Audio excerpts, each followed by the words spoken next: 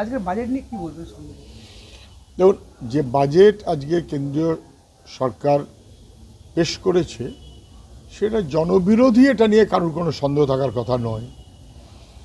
এবং আমাদের যদি দেখি গত কয়েক বছর ধরে যেভাবে বৃদ্ধির হার নানান ক্ষেত্রে কমেছে, সেটা এই বাজেটের মধ্যেও প্রতিফলিত হয়েছে। সাধারণভাবে গরিব মানুষের জন্য বা নিম্নবিত্ত মানুষের জন্য যে সাশ্রয়কারী ব্যবস্থাগুলো করতে হয় তার এখানে কোনো প্রভিশন নেই।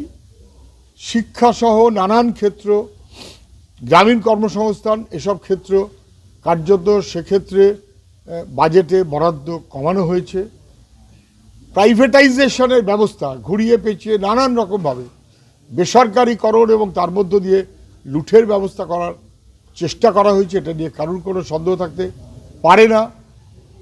মোদি অমিত শাহ আদানি আম্বানির ঘেরাটোপের বাইরে বেরোবেন এটা ভাবাটা ভুল। আদানি আম্বানি মোদি অমিত শাহর পছন্দ মতন বাজেট মানুষের স্বার্থ বিরোধী। এটা কোনো গরিব মানুষ, সাধারণ মানুষের স্বার্থকে রক্ষা করে না। পশ্চিমবাংলা তার জন্য ন্যাচারালি ওরা কিছু করবেন, এটা যারা ভাবেন আচ্ছা বেশ বিজেপি আছে ভালোই, তো তারা বুঝুন যে পশ্চিমবাংলার জন্য বিজেপি কখনোই ছিল না, থাকবেও না।